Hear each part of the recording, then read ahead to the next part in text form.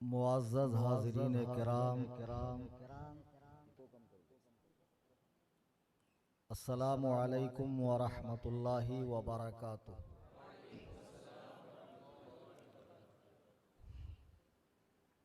الحمدللہ الحمدللہ الحمدللہ رب العالمین والعاقبۃ للمتقین والصلاة والسلام على سید الانبیاء والمرسلین وآلہ واصحابہ الطیبین الطاہرین لعنت اللہ علی الرافضین المرتدین الی یوم الدین۔ قال اما بعد قال اللہ تبارک و تعالی فی القرآن المجید والفرقان الحمید فاعوذ باللہ من الشیطان الرجیم بسم اللہ الرحمن الرحیم ان اولیاؤہ الا المتقون وَلَكِنَّ أَكْثَرَهُمْ لَا يَعْلَمُونَ صدق اللہ العظیم۔ برادران اہل سنت، دور و دراز، قرب و جوار سے تشریف لائے میرے سنی، جنتی، حنفی، بریلوی بھائیوں، آئیے ہم اور آپ انتہائی عقیدت و محبت کے ساتھ اللہ کے محبوب اعظم جناب احمد مجتبی محمد مصطفیٰ صلی اللہ علیہ وسلم کی بارگاہ میں ہدیہ درود و سلام پیش کریں۔ اللہم صلی علی سیدنا مولانا محمد بارک وسلم صلاۃ و سلاما علیک یا رسول اللہ صلی اللہ تعالی علیہ وسلم۔ دوستان محترم، امام اہل سنت رضی اللہ تعالی عنہ کی قائم فرمودہ عالمی تنظیم جماعت رضائے مصطفیٰ، جو پوری دنیا میں تبلیغ دین و سنیت کا عظیم الشان کام انجام دے رہی ہے، جس کے پلیٹ فارم سے جہاں کتب کی نشر و اشاعت، مدارس اور مساجد کا قیام، اور جہاں بڑی بڑی کانفرنسیں، اجلاس وغیرہ کا انعقاد ہوتا ہے، ساتھ میں جماعت رضائے مصطفیٰ کی جانب سے ملک کے کونے کونے میں مساجد میں ماہانہ اجتماعات کا بھی انعقاد ہوتا ہے، جو اسی سلسلے کی ایک کڑی یہ آج کا دینی جلسہ بھی ہے۔ آج کا جو دینی جلسہ ہے، اس کا اشتہار آپ نے ملاحظہ کیا ہوگا، دیکھا ہوگا، اس میں جو عنوان دیا گیا ہے وہ اس ماہ کریم کی مناسبت سے جشن غوث اعظم رضی اللہ تعالی عنہ طے کیا گیا ہے۔ چونکہ 2-4 روز قبل ہمارے صدر جماعت رضائے مصطفیٰ ندیم سبحانی صاحب نے مجھے اطلاع کی، اور جب اشتہار بن کر آیا میری نظر پڑی، تو اسی کی مناسبت سے میں نے ابھی قرآن مجید کی ایک آیت مبارکہ تلاوت کی۔ انشاءاللہ اس سے روشنی حاصل کر کے آپ تک پہنچانے کی میں کوشش کروں گا۔ میرا رب ارشاد فرماتا ہے، ان اولیاؤہ الا المتقون، اللہ کے جو ولی ہیں، دوست ہیں، خاص بندے ہیں، وہ متقی پرہیزگار لوگ ہیں۔ وَلَكِنَّ أَكْثَرَهُمْ لَا يَعْلَمُونَ، بات اگر صرف اتنی کہہ کر ختم کی جاتی کہ اللہ کے دوست پرہیزگار لوگ ہیں تو کافی تھا، لیکن رب تبارک و تعالیٰ آگے مزید ارشاد فرما رہا ہے کہ زمانہ جب کروٹ لے گا اور لوگوں کے تخیلات میں، فکروں کے اندر بدلاؤ پیدا ہوگا، تو ہو سکتا ہے کہ لوگ ولی گڑھنے بھی لگیں۔ جیسے آج کل ڈھونڈ ڈھونڈ کر قبریں گڑھی جاتی ہے، مزارات نکالی جاتی ہے، خواب کے اندر آ کر بتایا جاتا ہے کہ فلاں جگہ دفن ہے، اور پھر ماشاءاللہ مزار شریف بھی بنتی ہے، عرس پاک بھی ہوتا ہے، میلہ ٹھیلا بھی لگتا ہے، خوب دھمال سے جو ہے ماشاءاللہ سنیت کے چرچے ہونے لگتے ہیں۔ تو رب تعالیٰ فرماتا وَلَكِنَّ أَكْثَرَهُمْ لَا يَعْلَمُونَ، اللہ کے ولی تو پرہیزگار لوگ ہیں ہی، لیکن اکثر لوگوں کو یہ بات پتہ نہیں ہے۔ کیوں نہیں پتہ ہے؟ چونکہ لوگوں نے ولایت کا معیار کچھ اور سمجھ رکھا ہے، اور جو اس لائن کے لوگ ہیں پیری مریدی والے، یا جو اپنے آپ کو صوفیاء کا طبقہ کہتا ہے، اہل تصوف کہتا ہے، اہل معرفت اور اہل حقیقت کہتا ہے، وہ عوام کو علماء سے قریب نہیں آنے دیتا ہے۔ جب عوام علماء سے قریب آئیں گی تو اللہ کا ارشاد کیا ہے، نبی کا فرمان کیا ہے، صحابہ کی زندگیاں کیسی ہے، اور جن کا آج ہم یوم منا رہے ہیں غوث اعظم، ان کی کرامات تو بڑی بیان کی جاتی ہے، بلکہ کتابوں کی کتابیں لکھی گئی، اور ماشاءاللہ اس پر مہینہ مہینہ تقریریں ہوتی ہے کہ آپ نے مردہ بھی زندہ فرمایا، مرغا بھی زندہ فرمایا، اور ماشاءاللہ ان کرامات کے ذریعے لوگوں کو حضور غوث پاک کی عقیدت اور محبت دلوں میں پیدا کی جاتی ہے۔ میں واللہ باللہ تاللہ کہہ رہا ہوں خانہ خدا میں بیٹھ کر کہ میں کرامات اولیاء کا منکر نہیں ہوں، لیکن جہاں آپ یہ بتاتے ہیں کہ غوث اعظم نے مرغا اور مردہ زندہ فرمایا، وہاں یہ بھی بتائیے کہ انہیں محی الدین، دین کو زندہ کرنے والا، یہ لقب مرغا اور مردہ زندہ کرنے کی بنیاد پہ نہیں ملا ہے، بلکہ دین نبی کو زندہ کرنے کی بنیاد پر ملا ہے۔ احیاء سنت کے بدلے ملا ہے، ترویج قرآن و سنت کے بدلے ملا ہے۔ ہم حضور غوث پاک کی اگر مقدس زندگی کو دیکھیں، سیرت طیبہ کو دیکھیں، اور جتنے مشہور کبار اولیاء کرام اس امت میں گزرے ہیں، اس امت کا فضل ہے کہ اللہ نے اسے انعام، اولیاء اللہ کا انعام عطا فرمایا ہے۔ پہلے لوگوں میں یوں ہوتا تھا، جہاں خرابی پیدا ہو گئی، بگاڑ آ گیا قوموں میں، اللہ نے ایک نبی نازل فرمایا۔ جناب آدم سے حضور پاک تک 1,24,000 کم و بیش انبیاء آتے رہے، تشریف لے جاتے رہے، آتے رہے، تشریف لے جاتے رہے۔ کوئی تشریعی نبی آیا، کوئی غیر تشریعی نبی آیا۔ نبی کی دو حیثیت ہے، ایک صاحب شریعت نئی شریعت لے کر آتا ہے، ایک پرانے نبی کی شریعت کے تابع ہوتا ہے۔ اب اس کے علاوہ کوئی قسم نہیں ہے، لیکن کچھ لوگ انگریزوں کے زمانے میں بھی نبی بن گئے بھائی صاحب، اور ایسے زبردست نبی بن گئے کہ نبوت کا نام انہوں نے رکھ دیا ذلی نبی۔ یعنی حضور کی اتنی خدمت کی، اتنی اطاعت کی، اتنی محبت کی، پنجاب کے مرزا غلام احمد قادیانی خبیث اعظم عالم اسلام نے، کہ ذلی نبی بن گیا۔ میں آپ کو بتاؤں مرزا نبی تھا کیسے؟ جیسے کوئی ایک پاگل آدمی جس کا دماغ چلا گیا ہو، پہلا فلور خالی ہو، اب وہ اپنے حساب میں بہت بڑا آفیسر ہوں، لیکن نہ اس کی کوئی آفس ہو، نہ آفس کے باہر کوئی نیم پلیٹ ہو، نہ اندر اس کی کوئی چیئر ہو، نہ اس کے پاس کوئی اسٹیمپ ہو، نہ اس کا اسٹیمپ کسی پیپر پہ لگتا ہو، لیکن پھر بھی میں آفیسر ہوں۔ تو اس آفیسر کو آپ کیا کہیں گے؟ خیالی آفیسر۔ کون سا آفیسر؟ اب اللہ نے آدم سے حضور تک جو بھیجنے تھے بھیج دیے۔ مرزا نہ اللہ کی طرف سے بھیجا گیا، نہ اس پہ جبریل اترے، نہ اس پہ کتاب نازل ہوئی، نہ اسے معراج نصیب ہوئی، نہ اسے الہام ہوا، نہ وحی ہوئی، پھر بھی وہ نبی ہے، تو ہم اسے خیالی نبی کہہ سکتے ہیں۔ جیسے ایک خیالی پگلا آفیسر ہوتا ہے، ویسے مرزا کذاب ایک خیالی نبی ہے۔ تو بہرحال اللہ تعالیٰ انبیاء کو بھیجتا رہا۔ جب میرے آقا کی آمد ہو گئی، سلسلہ نبوت کو ہمیشہ ہمیش کے لیے آمنہ کے لال پر ختم کر دیا گیا۔ ایک صحابی ہے جن کی روایت ہے، کہتے ہیں کہ ایک مرتبہ میں سرکار کی پشت انور کو دیکھ رہا تھا، مبارک پیٹھ کو، تو آپ کی پشت پر میں نے کبوتر کے انڈے کے برابر ایک نشان دیکھا، جس پر صاف لکھا ہوا تھا خاتم النبیین، کہ اللہ تعالیٰ نے اس نبی کو آخری بنا کر بھیجا ہے، اور آپ کی پشت انور پہ مہر بھی لگا دی ہے، اب ان کے بعد کوئی نبی نہیں ہے۔ لیکن چونکہ محمدی مذہب اسلام اور امت محمدیہ ہمیشہ قیامت تک رہنے والی امت تھی، اس لیے ان کی اصلاح کے لیے اولیاء کرام تشریف لاتے رہے، علماء ربانیین تشریف لاتے رہے، مجتہدین نے ان کے مذاہب کو ان کے لیے مکمل کیا، غرض کے علماء کا نورانی قافلہ اور اولیاء کا نورانی قافلہ اس امت میں قیامت تک رہے گا۔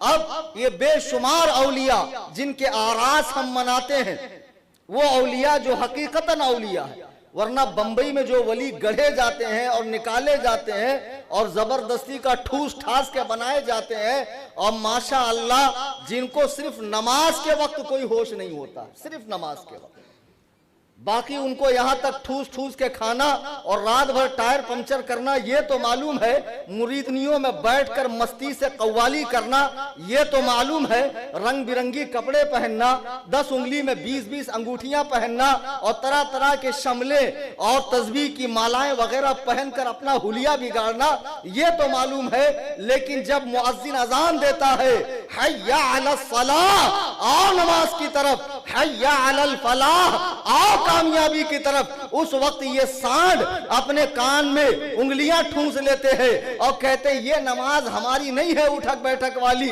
ہماری نماز تو مکے مدینے میں ہے، ہماری نماز تو دل کی نماز ہے۔ کان کھول کے سن لو، جو اس طرح کی بکواس کرتا ہے وہ تمہیں کتنا بڑا لمبا تعویذ دے دے، فلیتا دے دے یا کچھ بھی دے دے، رب کعبہ کی قسم اسے ٹھوکر سے مار کے ہٹا دو، اس لیے کہ شیخ سعدی فرماتے ہیں خلاف پیمبر کسے رہ گزید کہ ہرگز بمنزل نخواہد رسید، کہ جو محمد رسول اللہ کے طریقے سے ایک بال کے برابر ہٹ جائے وہ ولی ہو ہی نہیں سکتا ہے، وہ منزل کو پہنچ ہی نہیں سکتا۔ نعرہ تکبیر، نعرہ رسالت، نعرہ رسالت، جشن غوث اعظم، جشن غوث اعظم، نعرہ تکبیر، نعرہ رسالت۔ تم نے کن پاگلوں کو ولی بنا لیا ہے جن کو یہ تمیز نہیں ہے کہ نماز با جماعت پڑھنے کا کیا ثواب ہے اور ترک جماعت پر کیا وعیدیں ہیں۔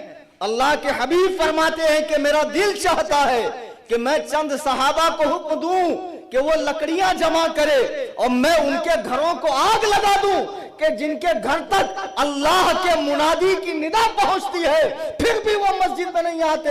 تمہارے کلیجے پھٹ نہیں جاتے کہ جب اللہ کا حبیب اعظم یہ بات صحابہ سے ارشاد فرما رہا ہے کہ جو لوگ مسجد میں نہیں آتے ان کے گھروں کو جلا دیا جائے۔ اب کوئی کتنا بڑا پیر مغاں ہو یا قلندر ہو یا کل اندر ہو یا مجذوب ہو یا کوئی ہو، اگر وہ مسجد میں نماز با جماعت کی پابندی نہیں کرتا، سفر و حضر میں نماز نہیں پڑھتا، رمضان کے روزے نہیں رکھتا، حضور کی سنتوں پر نہیں چلتا، حضرات صحابہ کا ادب نہیں کرتا، آپ اسے کچھ بھی مانیے لیکن خدا کا ولی مت مانیے۔ عزیزان گرامی وقار، اور اپنے بمبئی میں تو بہت ہو گئے ماشاءاللہ، مولائی ایک نئی اصطلاح نکال دی۔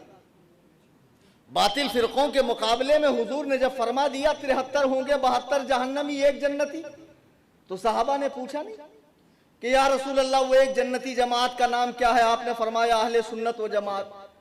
یہ اصطلاح ہمارے لیے کافی تھی۔ پھر جب علماء نے دیکھا کہ یہی اصطلاح بد مذہب استعمال کر رہے ہیں تو اضافہ ہوا اہل سنت و جماعت بریلوی۔ اس میں تمام عاشقان صحابہ، عاشقان اہل بیت، عاشقان اولیاء آگئے۔ اب ایک نئی اصطلاح نکالی مولائی، میرے منہ سے تو موالی نکل رہا ہے، اور جو جذب کے عالم میں نکل جائے لبے مومن سے وہ بات حقیقت میں تقدیر الہی۔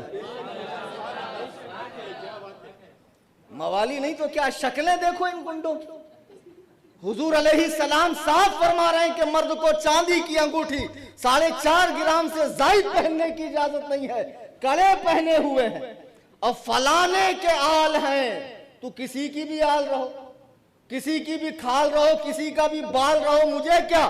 اگر تو صحابہ پہ بھونکتا ہے تو سن لے، ہم جس سلسلے سے بیعت ہے مارہرہ مطہرہ کے سردار حضور ابو الحسین نوری اپنی کتاب دلیل الیقین کلمات العارفین میں فرماتے ہیں کہ جو حضرت امیر معاویہ پہ بھونکے اس سے دل سے دشمنی رکھو، اس کی صحبت اختیار نہ کرو۔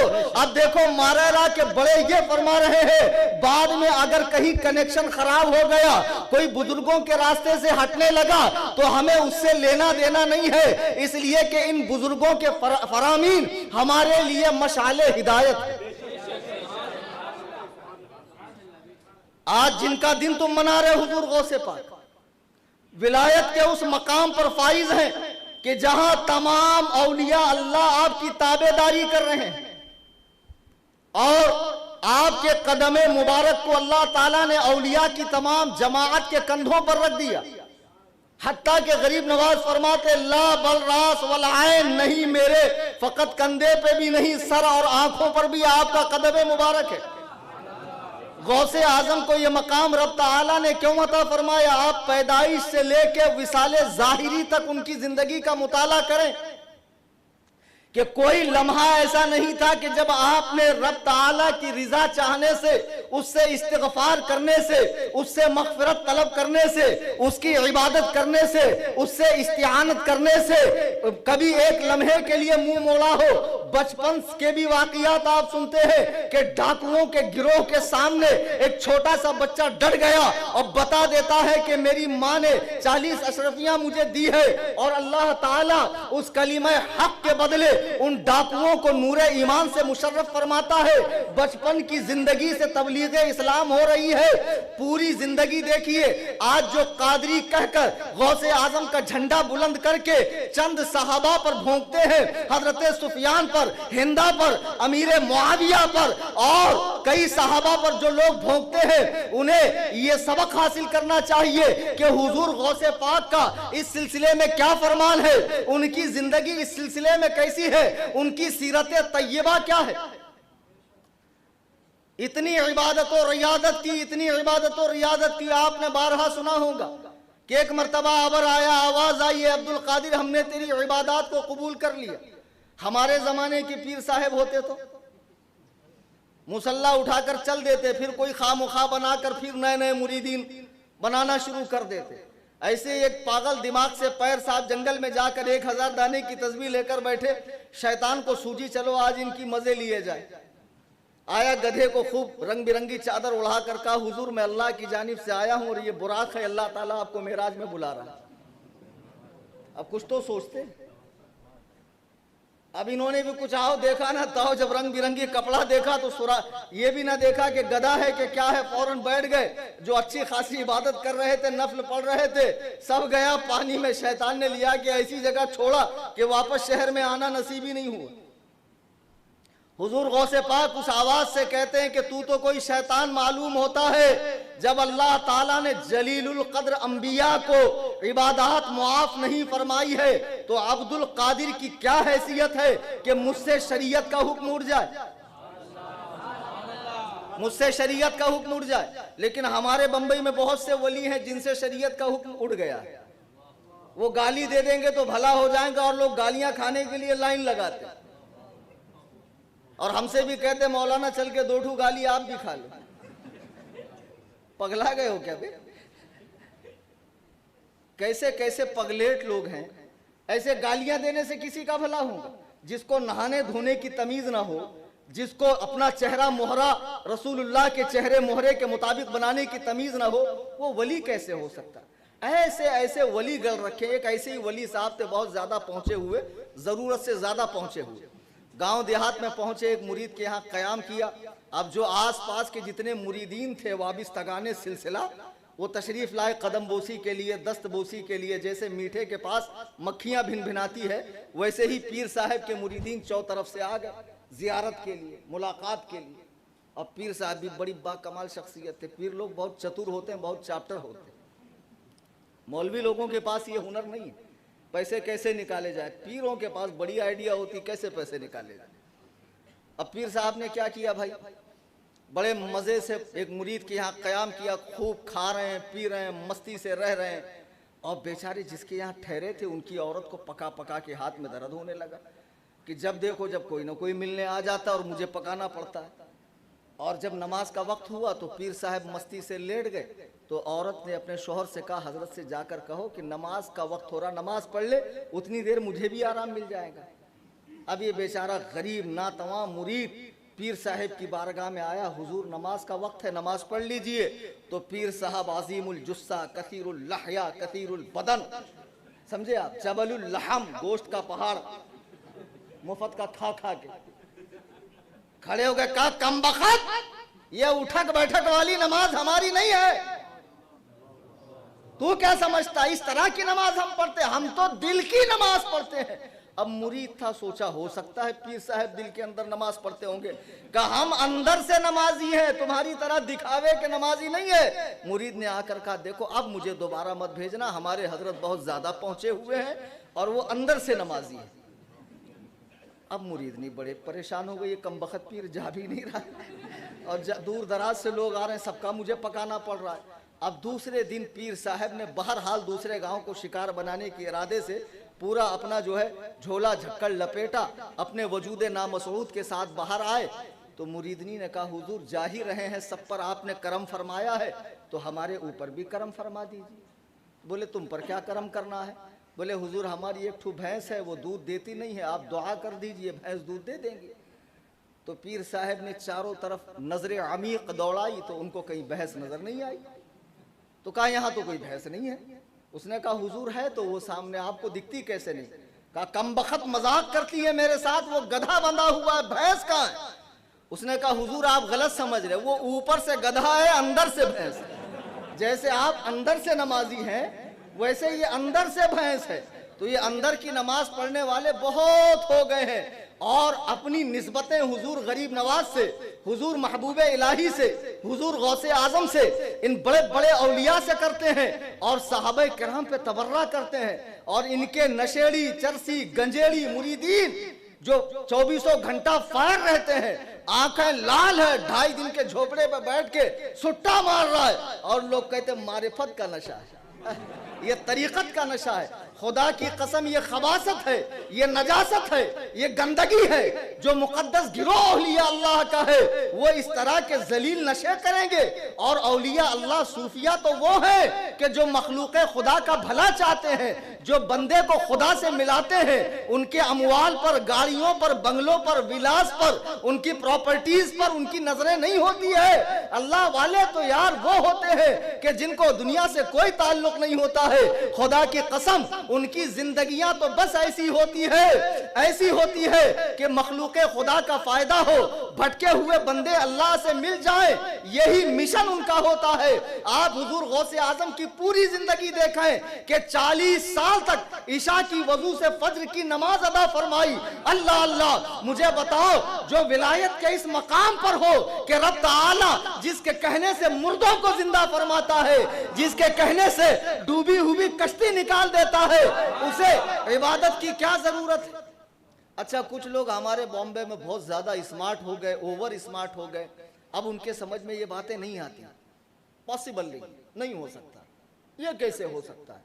ایک جگہ تقریر ہو رہی تھی، ایک مولانا نے کہا بولے ایک اللہ کے ولی تھے، وہ 2000 رکعت نفل نماز پڑھتے تھے، تو محفل میں ایک اوور اسمارٹ بیٹھا ہوا تھا، جیب سے کیلسی نکالا جوڑنے لگا، بولے مولانا آپ تو جھوٹ بول رہے ہیں۔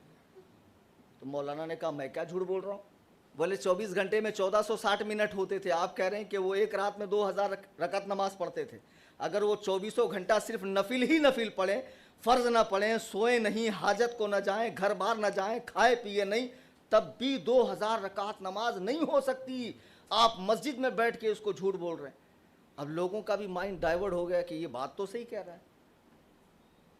تو میں نے کھڑے ہو کر کہا دیکھو ایک ہوتی ہے عادت کیا ہے کہ مرد عورت مل جائیں ایک بچہ پیدا ہو جائے، لیکن ایک ہوتا خرق عادت، کوئی نہ ہو رب فرمائے کن ہو جا فیکون، ہو گئے حضرت آدم بنا ماں باپ کے۔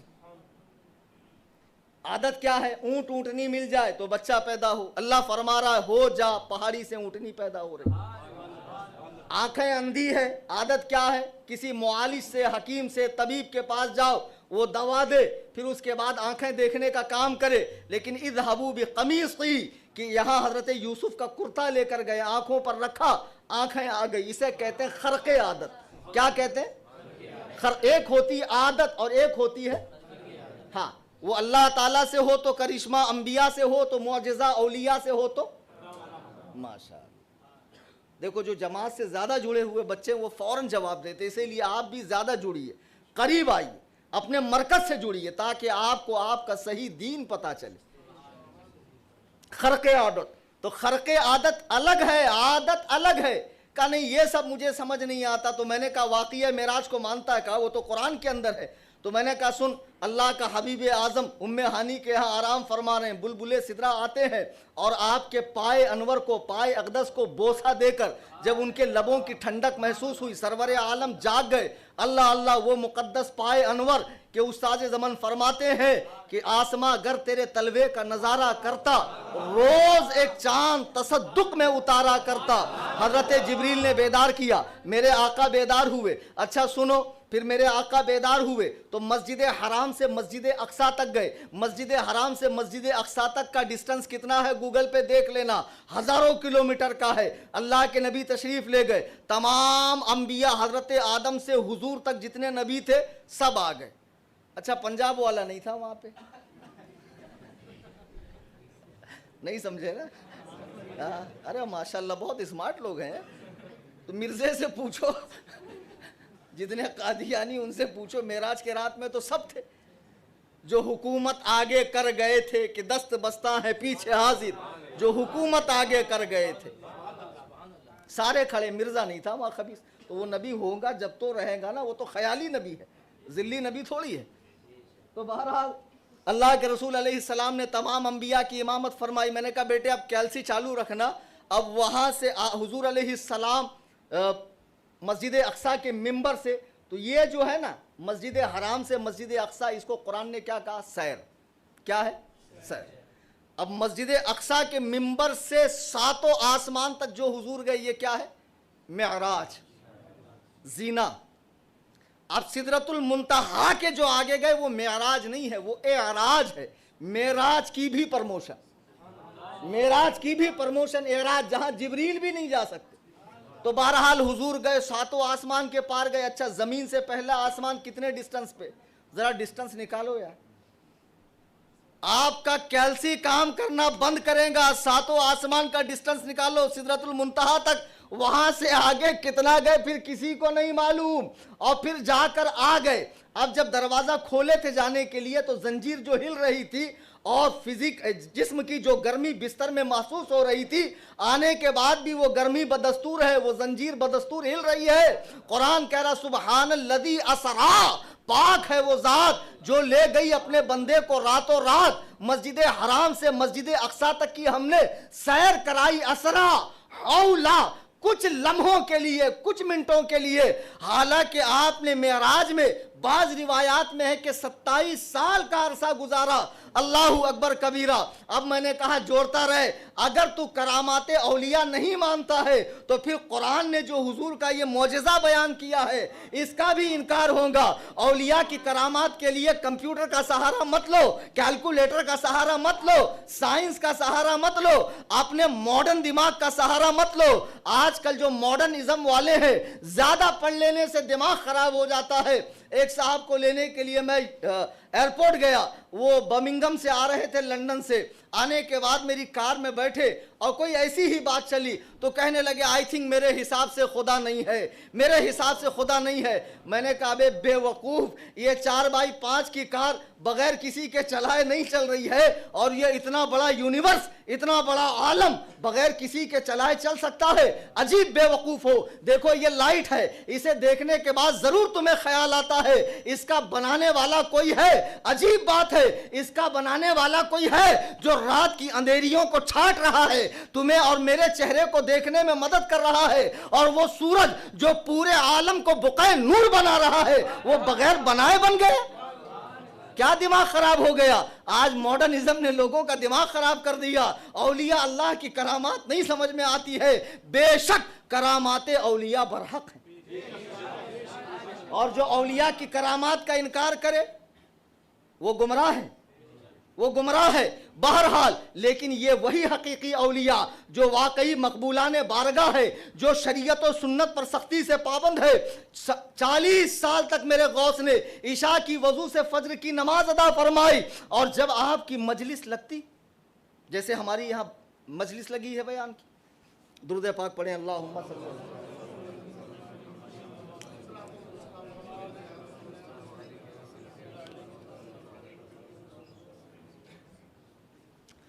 حضور غوث پاک رضی اللہ تعالیٰ کتابیں پڑھی ہے، غنیت الطالبین، فتوح الغیب اور بے شمار کتابیں۔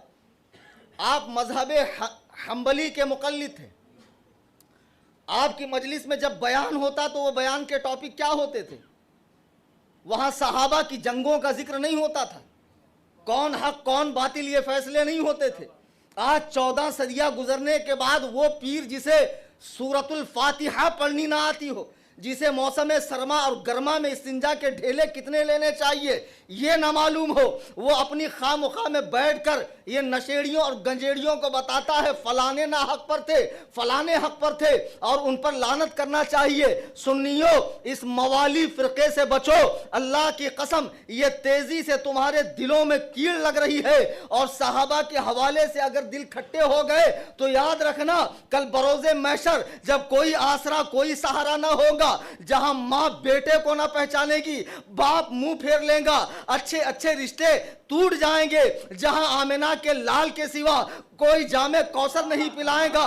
مجھے بتاؤ، جب تم آمنہ کے لال کی بارگاہ میں جاؤ گے اور سرکار نے رخ انور کو پھیر لیا کہ یہ وہ کمینہ ہے، یہ وہ مردود ہے جو میرے صحابہ کے فیصلے کرتا تھا، ارے تم ہو کون جو صحابہ کے فیصلے کرو؟ امیر معاویہ وہ صحابی ہے جس نے ہجری 6 میں صلح حدیبیہ میں اسلام قبول کیا۔ مجھے بتاؤ، میں خانہ خدا میں اللہ کی قسم کھا کے پوری ذمہ داری سے بات کر رہا ہوں، اور میرا نام کلیم حنفی ہے، میں الحمدللہ ڈنکے کی چوٹ پہ بات کرتا ہوں، میرا پتہ انٹرنیٹ پر ہے، جس کا جی جب چاہے آ کر مناظرے کا شوق پورا کر لے۔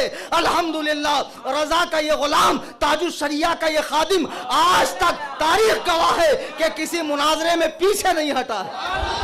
نعرہ تکبیر، نعرہ رسالت، نعرہ رسالت، حضرت صوفی کلیم صاحب قبلہ، نعرہ تکبیر، نعرہ رسالت۔ مجھے بتاؤ، تم فیصلے کر رہے ہو صحابہ کے، حضرت امیر معاویہ رضی اللہ تعالیٰ ہجری 6 میں اسلام لے کر آئے، حضور کا وصال کتنے ہجری میں ہوا؟ 11 ہجری میں۔ امیر معاویہ نے اسلام کی حالت میں حضور کو کتنے سال دیکھا؟ جی ایسے ساتھ دیا کرو، بولا کرو، 5 سال۔ امام ابن حجر عسقلانی رحمہ اللہ صحابی کی تعریف کرتے ہیں کہ جس نے فقط ادنا درجے کا صحابی حالت ایمان میں رخ والضحا کو دیکھا یا اندھا ہے نہیں دیکھا، بہت سے صحابہ آنکھوں سے اندھے بھی تھے نا، صرف مجلس پائی، آپ کے کلام مبارک سماعت سے ٹکرائے یا پیٹھ کی طرف سے دیکھا اور انتقال ہو گیا، اس ادنا درجے کے صحابی کا مقابلہ بڑے سے بڑا ولی غوث و قطب بھی اس کی برابری نہیں کر سکتا، جس نے اپنی آنکھوں سے مصطفیٰ کے رخ انور کو دیکھا۔ اور بتاؤ، جس نے 5 سال سرکار کو دیکھا ہو، جن کی آنکھوں نے میرے امام بریلی سے تڑپ اٹھے اور فرماتے ہیں خدا کس پیار سے انہیں دیکھتا ہے جو آنکھیں ہیں محو لقائے محمد۔ خدا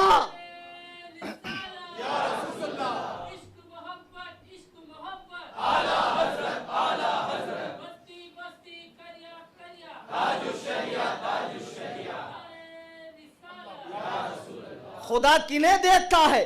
جن آنکھوں نے لقائے محمد کے رخ والضحا کو دیکھا، زلف واللیل کو دیکھا، آپ کے چہرے انور کو دیکھا، اللہ اللہ، جن آنکھوں نے مصطفیٰ کے رخ روشن کو دیکھا، اعلیٰ حضرت فرماتے ہیں خدا کس پیار سے انہیں دیکھتا ہے جو آنکھیں ہیں محو لقائے محمد۔ اللہ اللہ، حضرت امیر معاویہ نے 5 سال حضور کے پائے، اور سرکار نے دنیا بھر کے بادشاہان کے نام جو 165 خط لکھے تھے کفار بادشاہوں کے حوالے سے ان کو دعوت اسلام کی طرف بلانے کے لیے، ان میں سے امیر معاویہ نے کتنے لکھے تھے؟ 130۔ کتنے؟ اب بتاؤ، جو سرکار کی امانتوں کا امین ہو، سرکار جسے کاتب وحی بنائے۔ اب بعض لوگ کہتے ہیں کہ وہ قرآن کے وحی نہیں تھے، یہ قرآن کے کاتب نہیں تھے۔ قرآن کہہ رہا ما ضل صاحبکم وما غوا وما ينطق عن الہوا، یہ کوئی بات اپنی طرف سے نہیں کہتے، یہ جو فرماتے ہیں سب وحی الہی ہے۔ یہ جو فرماتے ہیں سب حدیث بن جاتا، میرا آپ کا کہا حدیث تھوڑی بنتا ہے، مصطفیٰ کا فرمایا ہوا حدیث بنتا ہے۔ اگر مان لیں تمہاری بات، حالانکہ ایسا نہیں ہے، وہ قرآن کے بھی کاتب ہے، اگر وہ حضور کی خطوں کے ہی کاتب ہے، تب بھی سرکار کی بات وحی الہی ہے، تو وہ وحی الہی کے کاتب ہوئے کہ نہیں؟ سرکار نے جو 165 خطوط لکھے، ان میں سے 130 خط لکھنے کا شرف امیر معاویہ کو حاصل ہے۔ اللہ اللہ، معاویہ کا ایک معنی آج میں لغت دیکھ رہا تھا، یہ بھی ہے کہ جو 30 سال کی عمر میں پہنچ کر باطل قوتوں کے پنجے مروڑ دے۔ اچھا، حضور نے مکے اور مدینے کے علاوہ اور شام کے علاوہ تو کہیں سفر نہیں کیا نا؟ کہاں کیا؟ نہیں کیا۔ پھر جو دنیا میں اسلام پھیلا، آج پورے جو دنیا میں اسلام ہے 7 کانٹیننٹ کے اندر، یہ صحابہ کی بدولت ہی ہے نا بھائی۔ صحابہ ملکوں کا سفر کر کے گئے، وہاں پہنچے، اسلام پہنچایا۔ اچھا، حضور کے دور میں ایران اور عراق یہ 2 بڑی طاقتیں تھیں، قیصر و کسریٰ۔ یہ آتش پرست اور عیسائیوں کی 2 طاقتیں تھیں، اور اتنی بڑی طاقتیں تھیں کہ دنیا کی کوئی طاقت ان سے لوہا نہیں لے سکتی تھی، ان کے مقابلے میں نہیں آ سکتی تھی۔ آتش پرستوں کی، جن کو آج پارسی کہتے ہیں، جو اب اتنے گھٹ گئے کہ سرکار جو ہے گورنمنٹ ان کی آبادی بڑھانے پر زور دے رہی ہے۔ پہلے ان کا ایران پورا ان کا تھا، ان آتش پرستوں کا بہت بڑی طاقت تھی۔ جب امیر معاویہ کو حضرت عمر فاروق نے گورنر بنایا تو 19 سال 3 مہینہ انہوں نے حکومت فرمائی۔ کتنے سال؟ اچھا، وہاں جب وہ گورنر بنے تو اسلام کتنے رقبے پہ پھیلا؟ 64 لاکھ مربع کلومیٹر پر۔ کتنے؟ اور جنہوں نے قیصر و کسریٰ کے پنجے مروڑ دیے، جنہوں نے عیسائیت کو دھول چٹا دی، جنہوں نے کفری اور باطل طاغوتی طاقتوں کو جنہوں نے زیر پا کر دیا، ایسی عظیم الشان شخصیتوں کے بارے میں جن کے فیصلے ہو چکے ہیں، جن کے بارے میں اللہ کے نبی فرماتے ہیں، کنز العمال کی حدیث ہے، جب معاویہ قیامت میں آئے گا تو کیا ہوگا مان؟ اس کے بدن کو اللہ تعالیٰ نور کی چادر سے ڈھک دے گا۔ نور کی سرکار سے پایا دوشالہ نور۔ اللہ تعالیٰ معاویہ کو نور کی چادر سے ڈھکیں گا۔ ارے وہ ناریوں، ارے وہ خبیثوں، گنجیڑیوں، چرسیوں، بھنگیوں، تمہاری کیا اوقات ہے؟ 2 ٹکے کے لوگوں جن کو نہ کتاب اللہ پڑھنی آتی ہے، نہ احادیث پڑھنی آتی ہے، جن کو نہ عربی میں کلام کرنا آتا ہے، اور کہتے ہیں بریلی صرف ادھر ہے۔ ابھی ریسنٹلی میں عمان جا کر آ رہا ہوں، اور الحمدللہ عمان میں تقریریں کر کے آ رہا ہوں، ابھی صرف 4 دن ہوئے۔ آپ کو میں کیا بتاؤں کہ محبان صحابہ، امام اہل سنت کے غلام دنیا کے کونے کونے میں ہے، اور تم ایڑیاں رگڑ رگڑ کے مر جاؤ گے بدعتیوں۔ سوائے سلم میں رہنے والے جو پڑھے لکھے نہیں ہیں، جو رکشا چلانے والے، بھجیا تلنے والے اور اس طرح کے چھوٹے موٹے کام کرنے والے، ان لوگوں کو ہی الو بنا کر اپنا الو سیدھا کرو گے۔ پڑھے لکھوں میں تمہاری دال گلنے والی۔ ارے جب آدمی قرآن و سنت کا علم حاصل کرے گا تو ان جاہلوں کے چکر میں آئے گا، ان پگلیٹوں کے۔ ایسے ایسے پیر صاحب، بتاؤ، ایک پیر صاحب بمبئی میں، پیر صاحب کہتا مجھے مناظرہ کرنا ہے، اس کو لاؤ میرے پاس، پگلے کو الف با تا سا پڑھاتا ہوں میں۔ بتاؤ یار، ہم لوگ یہاں 18 سال پڑھنے کے بعد بھی جرتے مسئلہ نہیں بتاتے فوراً۔ کبھی کبھی تو میں خود اپنے بڑوں سے رجوع کرتا ہوں، کتابوں میں دیکھتا ہوں، اور پیر صاحب تو آؤ دیکھتے نہ تاؤ فوراً مسئلہ بتا دیتے ہیں۔ میرے بزرگوں، دوستوں، خوب کان کھول کے سن لو، حضور غوث پاک کے نام کی یہ محفل ہے، سرکار غوث اعظم رضی اللہ تعالیٰ کا فرمان سنیے، درود پاک پڑھے، اللہم صلی اللہ علیہ وسلم۔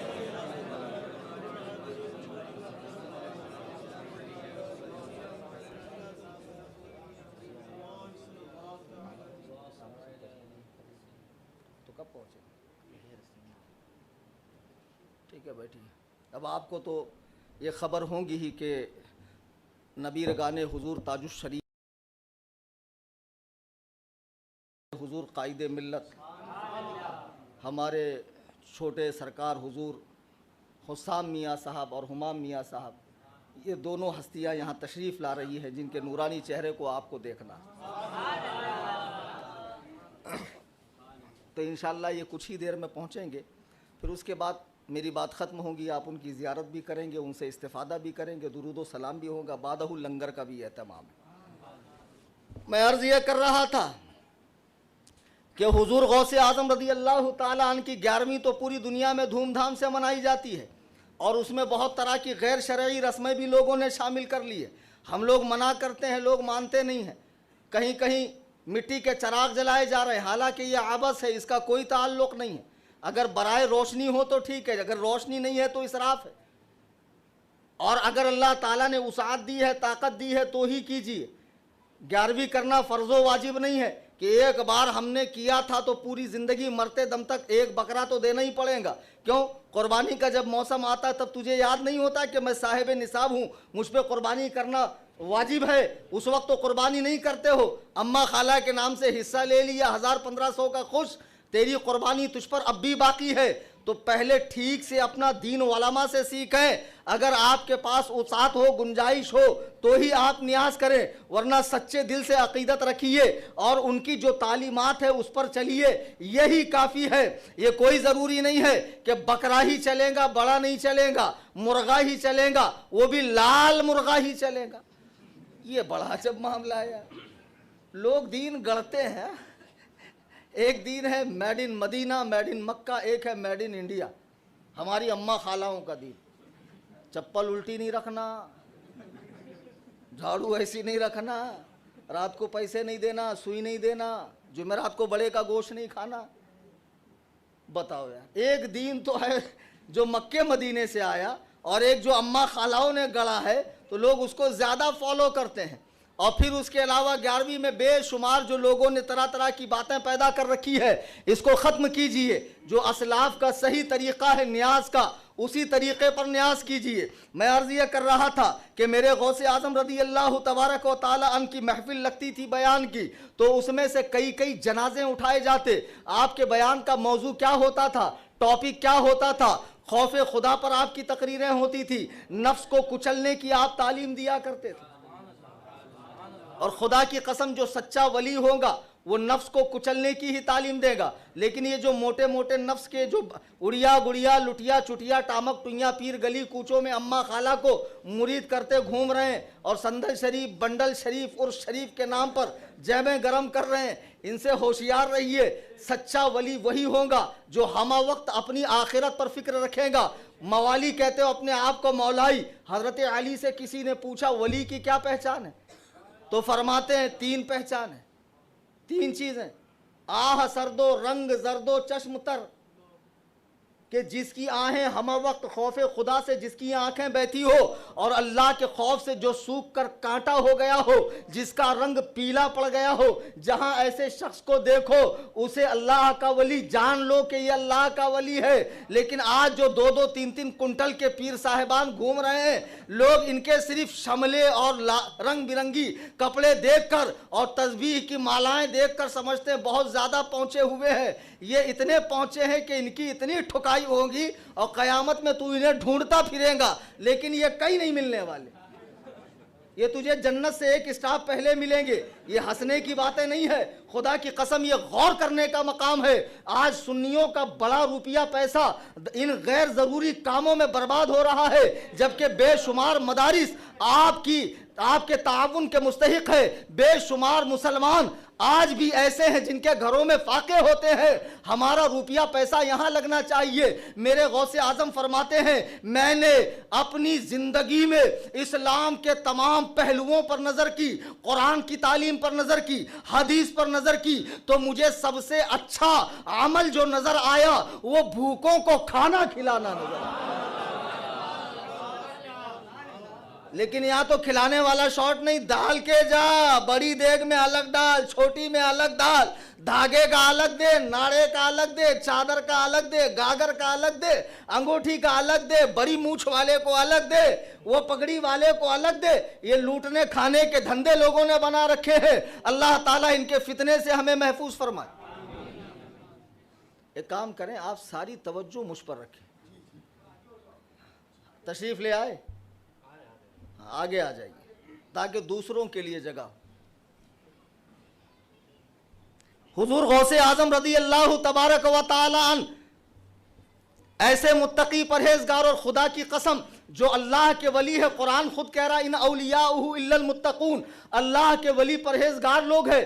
आप औलिया की सीरत तो पढ़े, हजरत उमर बिन अब्दुल अजीज जिनको उमर सानी कहा जाता है, जिनके दौरे हुकूमत में इतना अमान कायम था, इतना सुकून कायम था कि रिवायतों में आता है कि एक ही नहर पे शेर और बकरी पानी पिया करते थे, लेकिन शेर की मजाल नहीं थी कि बकरी पे झपट्टा मार ले, बकरी को उचक ले, इतना अमान कायम था। वो उमर बिन अब्दुल अजीज अल्लाहु अकबर कबीरा, उनकी बारगाह में एक मामला आया कि आपको पता चला कि फलां शहर का एक गवर्नर है जो बड़े ही पुरतकल्लुफ कपड़े पहनता है, पुरतकल्लुफ खाने खाता है, आलीशान महलों में रहने का आदी है, बेहतरीन कालीन पर सोया करता है, बेहतरीन सवारी अपने लिए रखता है। जब आप तक ये बात पहुंची तो आपने उसको खत लिखकर बुलवाया कि एक दिन मेरे घर की दावत कबूल कीजिए। आपके उस मातहत गवर्नर ने जब देखा खत कि उमर बिन अब्दुल अजीज मुझे दावत के लिए बुला रहे हैं तो बहुत खुश हुआ कि जब मैं इतना अच्छा खाता पीता हूं, आज तो बादशाह के घर में दावत है, यकीनन वो मेरे लिए बहुत एहतमाम करेंगे, बहुत अच्छा इंतजाम करेंगे। सुबह ही से भूखा था और इसी हालत में हजरत के महल में पहुंच गया। अब हजरत ने उसे करीब बिठाया, बातें करने लग गए। अब भूख से इसकी हालत खराब है, आप बातों के सिलसिले को तवील कर रहे हैं। इतने में आपने खादिम ने कहा रात का अगर कुछ बचा कुचा हो तो वो ले आओ, ताकि जो इनके पकवान है वो पकने में अभी वक्त है, तो कुछ बचा कुचा ले आओ। इस पर भूख इतनी गालिब थी, इतनी गालिब थी कि रात का बचा कुचा जब लाया गया तो इसने पेट भर कर खा लिया और ऐसा उस पर टूट पड़ा कि शिकम सैर हो गया। जब ये खा चुका तो आपने फरमाया भाई ये तो मेरा खाना था, आपका खाना तो अभी आना बाकी है, दस्तरखान लगाइए। दस्तरखान लगाए गए, 1000 किस्म के पकवान दस्तरखान पे चुन दिए गए। आपने फरमाया आली जा तनाउल फरमाइए। वो कहता हुजूर मेरा पेट भर गया, अब मुझे हाजत नहीं है। उमर बिन अब्दुल अजीज फरमाते हैं कि जब उस खाने से पेट भर जाता है तो इतने तकल्लुफ की क्या जरूरत है, इतने एहतमाम की क्या जरूरत है। ये अल्लाह वाले हैं जो इस तरह इस्लाह फरमाते हैं, जो इस तरह लोगों के कल्बो नफ्स को कुचलने की तालीम देते हैं। हजरत बायजीद बुस्तामी रहमतुल्लाह अलैह किस पाए के वली हैं? आपसे किसी ने पूछा खुदा और बंदे में कितना फर्क है, कितना फर्क है? आप फरमाते हैं 2 कदम का, एक कदम तू अपनी ख्वाहिशात पे रख ले, दूसरा कदम तेरा खुदा के पास है। अल्लाह अल्लाह जो रात दिन कव्वाली के धुनों पे थिरकते हैं, जो मज़ारों पर धमाल डालते हैं, तरह तरह की बिदआत जिन्होंने ईजाद कर रखी है, जिन्होंने अल्लाह वालों के नाम से नए नए फितने खड़े कर दिए हैं। कहीं कव्वाली सुनी जा रही है, कहा जाता है ये तो सिलसिले चिश्त में। सिलसिले चिश्त इस्लाम के सिलसिले से कोई बाहर का सिलसिला है क्या? जैसे हनफी, शाफई, मालकी, हम्बली, ये 4 मज़ाहिब है ना, ये चारों मज़ाहिब इस्लाम ही के है ना, ये 4 फ़िरक़े नहीं हैं, अहले सुन्नत की 4 शाखें हैं। ऐसे ही तरीक़त के 4 सलासिल हैं, कादरिया, सोहरवर्दिया, नक्शबंदिया और चिश्तिया। ये चारों सलासिल में औरादो वज़ाइफ का मामूल थोड़ा अलग है, कुछ नवाफिल के अलग अलग एहतमाम है, शजरे की कड़ियाँ अलग अलग हैं, कुछ मखसूस किस्म के औरादो वज़ाइफ है। बाकी इनमें अकीदे का टकराव नहीं है, इनमें मरासिम का टकराव नहीं है, इनमें कोई भी बिदआती या बिदआत पैदा करने वाला सिलसिला नहीं है। आज जो लोग बुजुर्गाने चिश्त की तरफ कव्वाली की निस्बत करते हैं और कहते हैं ये जायज़ है, सुनो हजरत अब्दुल्ला इब्ने उमर रदी अल्लाह ताला अन्हु कहते हैं, उनके गुलाम रिवायत करते हैं, एक मर्तबा मैं उनके साथ जा रहा था, आपने जब ढोल की आवाज़ सुनी कान को बंद कर लिया, फिर कान को खोला, जब और आवाज़ आई फिर आपने कान को बंद किया, फिर खोला, फिर आवाज़ आवाज आई, आपने फिर कान को बंद किया, दूर चले गए। खादिम ने पूछा हुजूर आपने ऐसा क्यों किया? हजरत अब्दुल्ला इब्ने उमर फरमाते हैं मैंने अल्लाह के महबूब को ढोल की आवाज पर कान बंद करते हुए देखा है। मुझे बताओ, जो अंबिया का ताजदार हो, रसूलों का इमाम हो, जो नबीयुल अंबिया हो, जो अव्वलुल अंबिया हो, अफजलुल अंबिया हो, खातमुल अंबिया हो, वो तो म्यूजिक सुनकर कान बंद कर रहे हैं। तू कैसा पीर है जो म्यूजिक को हलाल कर रहा है? तुम्हें शर्म नहीं आती? बेगैरतों, कहां ईमान बेचकर खा गए तुम? तुम्हें कौन ये फकियां छोड़ता है कि फला किताब में लिखा है? कुरान, हदीस, इजमा, कयास फुकहा, अगर यहां से कोई चीज नहीं है वो ठुकरा दी जाएगी। तुम बुजुर्गों की तरफ इसकी निस्बत मत करो। और कव्वाली में भी क्या क्या शेर। मेरे पर्दे में वहदत के सिवा क्या कुछ नहीं बचा, मैं तो खाली हो गया। हंसने का मकाम है बेवकूफों, ये मकाम हंसने का है। इलाही खैर गर्दानी, ये रोने का मकाम है। अल्लाह कह रहा, एक औरत गई खाने काबा में और फिर कहने लगी कुछ आता हो, आवाज आती मेरे पर्दे में वहदत के सिवा कुछ है ही नहीं। अब सारा कुछ मैंने ट्रांसफर कर दिया मोहम्मद के शहर में। ये सुन्नियत नहीं है। अल्लाह के नबी फरमाते हलाक हो गए मुबालगा करने वाले, हलाक हो गए मुबालगा करने वाले। मुबालगा मत करो, गुलू मत करो, जो तारीफ और तौसीफ होनी चाहिए उतनी ही करो। मेरे इमाम फरमाते नात लिखना तलवार पे चलने जैसा है, अगर बढ़ाता है तब भी चला जाए गुमराह हो जाएगा, घटाता है तब भी नुकसान में है। अल्लाह अल्लाह, कोई नात लिखना इमाम अहमद रजा से सीखे, सीखे इमाम अहमद रजा। आला हजरत की बारगाह में उस दौर के शोरा इस्लाह के लिए कलाम भेजते थे ना। आला हजरत के पास एक शेर आया, हुजूर इसकी इस्लाह कर दीजिए। शेर क्या था मालूम है? कब हैं दरख्त हजरत वाला के सामने। यानी आपने हदीस सुनी ना, हुजूर के रोज़े के सामने 70,000 फरिश्ते सुबह आते हैं, 70,000 शाम में आते हैं, और जो एक बार आता है दोबारा, और आकर क्या करते हैं? सलातो सलाम अर्ज करते हैं।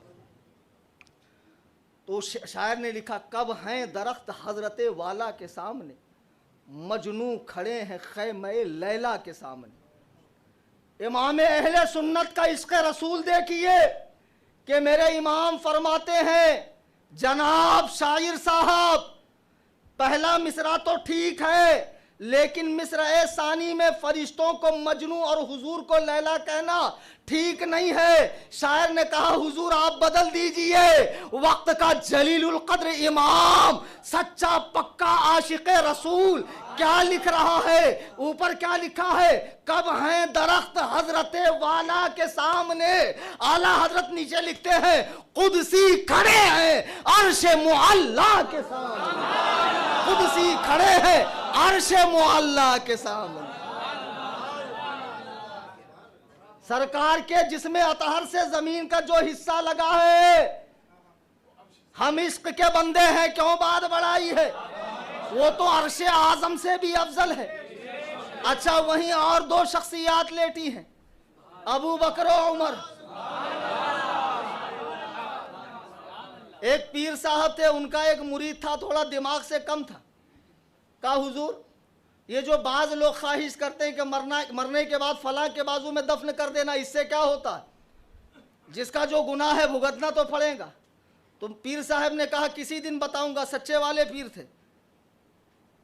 कहा किसी दिन बताऊंगा। एक दिन बहुत मेहमान आए तो ये पंखा झूल रहा था। हजरत ने कहा तू क्या कर रहा? कहा हुजूर पंखा झूल रहा हूँ। कहा किसे? कहा आपको। कहा हवा फकत मुझे लग रही। कहा नहीं, आपके तुफैल अगल बगल वालों को लग रही है। तो कहा जो गुनहगार ये ख्वाहिश करता है कि मरने के बाद किसी नेक के कदमों में जाऊं, वो जानता है जब रहमत इलाही की बारिश उसकी कब्र पर गिरेंगी तो चंद छींटे मेरे ऊपर भी आ जाएंगे और मेरा काम बन जाएगा।